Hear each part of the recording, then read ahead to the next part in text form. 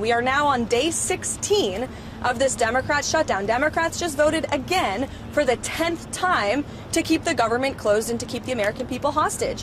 And we're seeing the consequences of it every day. We've had thousands of flights delayed and canceled. Air traffic controllers, TSA agents continue to work without pay. The president tapped into tariff revenue to keep WIC money for women and infants and children going out the door. The president found a creative solution to keep the troops paid.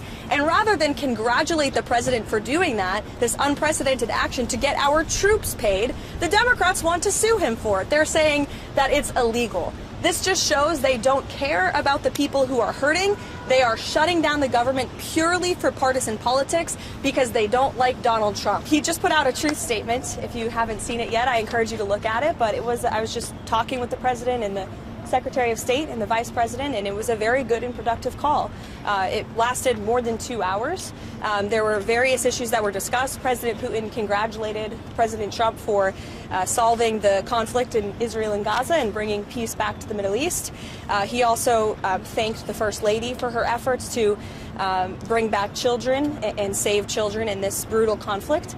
And the president feels like great progress was made on this call. They also agreed to have a high-level senior staff meeting convened as early as next week, which will then be followed by a meeting very likely between President Trump and President Putin as well. They talked about Budapest as being a location for that. So as you all know, President Zelensky is coming to the White House tomorrow, so these discussions will continue. And frankly, I think the president deserves great credit. He literally just got off of a trip to the Middle East where historic peace and accomplishments, seeing the hostages return out of Gaza. These are major foreign policy accomplishments that so many people around the world thought could never be achieved.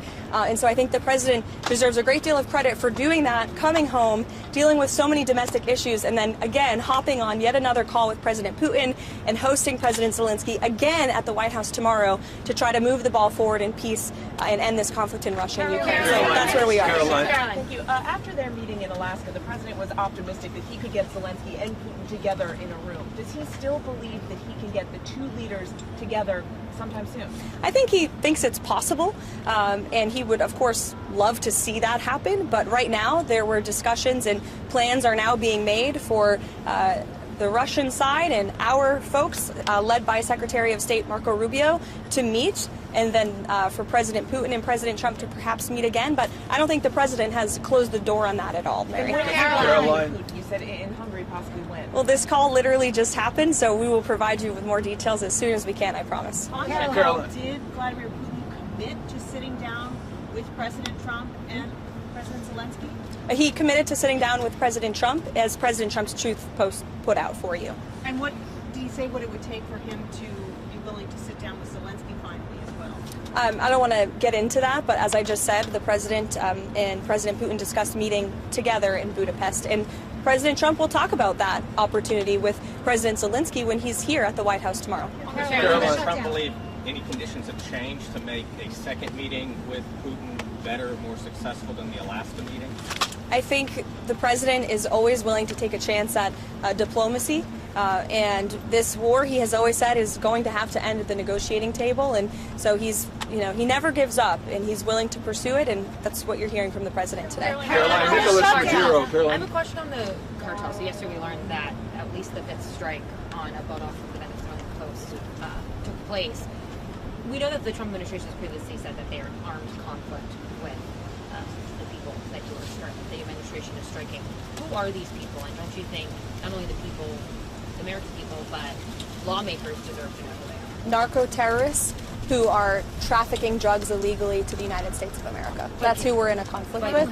And the president's been very clear, and he's been very transparent about these strikes, releasing classified video, unclassifying that video, declassifying it rather for all of you to see, and to let the public and lawmakers know with each of these strikes. And there should be no surprise for this. The president campaigned on using every lever of power to go after the drug cartels who have been trafficking illicit poison into our country for far too long. And you heard the president speak about this yesterday. There was a question about why not just use the Coast Guard to grab these boats and grab the drugs on them. That's been going on for years and years, and the drug epidemic in this country has not gotten any better. The cartels have only gotten more powerful. So the president is taking these unprecedented steps, and it's making a real impact. We are seeing less boats with lots of drugs coming into the shores of the United States of America as a result of these successful strikes, and I think the American people can expect them to continue. Nicholas Maduro, change of leadership at the IRS, specifically putting some of Trump's main allies in the leadership positions in the Criminal Investigations Division. There's reports that George Santos is on the list to be investigated. Is there anybody else that you know of that is being looked at or being mentioned of being looked at? Not to my knowledge, no. You'll have to reach out to the Department of Treasury. Nicholas Maduro, does President Trump believe, Nicholas Maduro, the president of Venezuela, does President Trump believe his days are numbered there? I think President Trump believes that Nicolas Maduro is an illegitimate president leading an illegitimate regime that has been trafficking drugs to the United States of America for far too long, and we're not going to tolerate it. Right now there's a $15 million... Has President Trump set a new deadline on Hamas? I mean, yesterday he said, straighten out quickly, but I mean, do we have an update on sort of what that means and what that new deadline could look like? I won't set a deadline for the president. It's only for him to do that. But what I can tell you is that Steve Witkoff and Jared Kushner, who deserve great credit for bringing this deal to a close, for getting the hostages out of Gaza in the first place, are actively working on this. They are continuing to discuss this with both sides to ensure that all of the bodies are found and returned. And, I was speaking with them about this yesterday. I know there's been a lot of reporting about the slower pace of bodies being returned to Israel. These bodies, unfortunately, are very deep underground, and so it's going to take some time and some special equipment to actually retrieve these bodies and bring them back to Israel. And the administration is fully committed to helping all sides get that done. It was part of the deal, and we're going to see it through. Does the White House have a response to the court case that prevented your shutdown riffs going through? Does that take away the president's leverage to end the shutdown? I'm so glad you asked, because I have a very strong response. This is another far-left partisan judge who was smacked down by the Supreme Court in July for ruling on this exact same thing. In May, this judge tried to say that the President of the United States does not have the executive authority to hire and fire in the executive branch. Literally, nobody would ever try to make that argument except for someone who is extremely partisan. And of course, the Supreme Court rejected that ruling in July, and they said, no, the president does have the ability and the legal authority to fire people from the federal government. That is a responsibility of his job as the head of the executive branch. And so you have the same judge going back to the bench and ruling on the basis of politics. We are 100% confident we will win this on the merits of the law, and these layoffs are an unfortunate consequence of the government shutdown. We are now on day 16 of this Democrat shutdown. Democrats just voted again for the 10th time to keep the government closed and to keep the American people hostage. And we're seeing the consequences of it every day. We've had thousands of flights delayed and canceled. Air traffic controllers, TSA agents continue to work without pay. The president tapped into tariff revenue to keep WIC money for women and infants and children going out the door. The president found a creative solution to keep the troops paid. And rather than congratulate the president for doing that, this unprecedented action to get our troops paid, the Democrats want to sue him for it. They're saying that it's illegal.